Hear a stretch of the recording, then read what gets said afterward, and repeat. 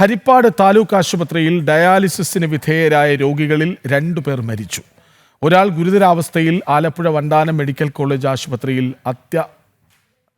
ആശുപത്രിയിലാണ്. അത്യാഹിതത്തിന് കാരണം ഡയാലിസിസിനിടെ ഉണ്ടായ അണുബാധയെന്നാണ് സംശയം.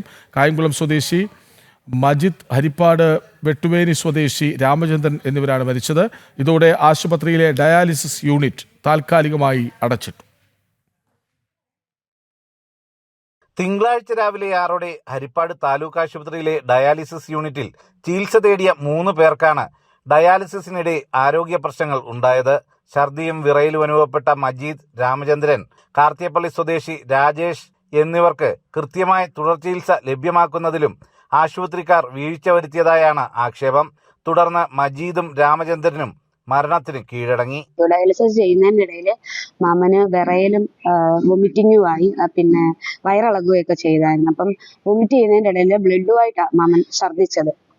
അപ്പം ഛർദ്ദിച്ചു കഴിഞ്ഞ് ഹരിപ്പാട് തന്നെ ഗവൺമെന്റ് ഹോസ്പിറ്റലിലെ ഒബ്സർവേഷനിൽ മാമനെ ഇട്ടിരുന്നു. 5 മണി വരെ ഒബ്സർവേഷനിൽ ഇട്ടിരുന്നു. ഈ 5 മണിക്കിടയിൽ ഒരു ഡോക്ടർ ചെന്ന് നോക്കുവോ എന്താ കാര്യമെന്നോ തിരക്കോ ഒന്നും ചെയ്തില്ല. അവിടെ ചെന്ന് നമ്മൾ മാമന്റെ കാര്യം പറയും, ഉടനെ അവര് മരുന്ന് എഴുതി തരും, ഒരു ഇഞ്ചക്ഷനോ അല്ലെങ്കിൽ എന്തെങ്കിലും മെഡിസിൻ കൊടുക്കും, അത്രയേ ഉള്ളൂ. അല്ലാതെ മാമന്റെ അടുക്കെ ചെല്ലുകയോ എന്താ കാര്യമെന്നോ ഒന്നും തിരക്കിയില്ല. മാമന്റെ കൂട്ട് തന്നെ 5 പേർക്കും സെയിം ഈ ഒരു പ്രശ്നം തന്നെ ഉണ്ടായിരുന്നു. 5 പേരില് ഒന്ന് മാമനും പിന്നെ വേറെ ഒരാളും, അവർ 2 പേരും ആണ് ഇപ്പം മരിച്ചിരിക്കുന്നത്. ഇത് പ്രശ്നം എന്ന് വെച്ചാൽ ഈ ഹരിപ്പാട് ഹോസ്പിറ്റലുകാർ രാവിലെ 7:30 ആയപ്പം ഡയാലിസിസ് മാമന്റെ 1.5 മണിക്കൂറത്തെ ആയിരുന്നു കഴിഞ്ഞതാ. ഈ 5 മണി വരെ എന്തിനാ ഈ ഗവൺമെന്റ് ഹോസ്പിറ്റലുകാർ ഇട്ടത്?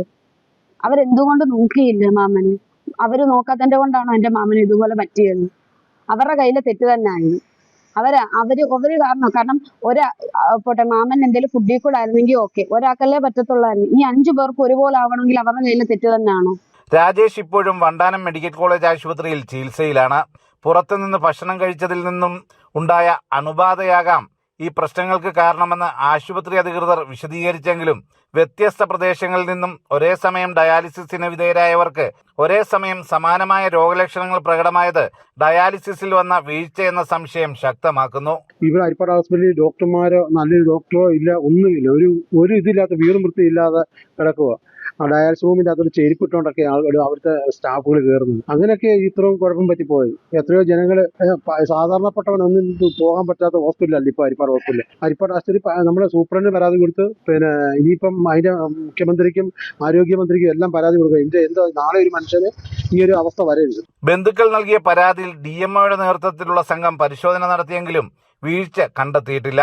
ആരോഗ്യമന്ത്രിയുടെ നിർദ്ദേശപ്രകാരം ഇന്ന് തിരുവനന്തപുരത്ത് നിന്നുള്ള ആരോഗ്യ വിദഗ്ധർ പരിശോധന നടത്തും. ഇവരുടെ റിപ്പോർട്ട് വരും വരെ ഹരിപ്പാട് താലൂക്ക് ആശുപത്രിയിലെ ഡയാലിസിസ് യൂണിറ്റ് അടച്ചിടും. മാവേലിക്കര ജനറൽ ആശുപത്രിയിലാകും ഹരിപ്പാട് ചികിത്സ തേടുന്ന രോഗികൾക്ക് ഡയാലിസിസ് ചെയ്യേണ്ടത്. ഹരിപ്പാട് യൂണിറ്റിലെ ജീവനക്കാരെയും താൽക്കാലികമായി സ്ഥലം മാറ്റിയിട്ടുണ്ട്. ഇതേസമയം ആശുപത്രിയുടെ ഭാഗത്തുനിന്നുണ്ടായ വീഴ്ച മറച്ചുവെക്കുവാനുള്ള നീക്കം അനുവദിക്കില്ലെന്നും ശക്തമായ നിയമപോരാട്ടവുമായി മുന്നോട്ടു പോകുമെന്നും ചികിത്സാ പിഴവിന് ഇരയായവരുടെ ബന്ധുക്കൾ പറഞ്ഞു. സുധീഷ് ഗോപാൽ, ജനം, ആലപ്പുഴ.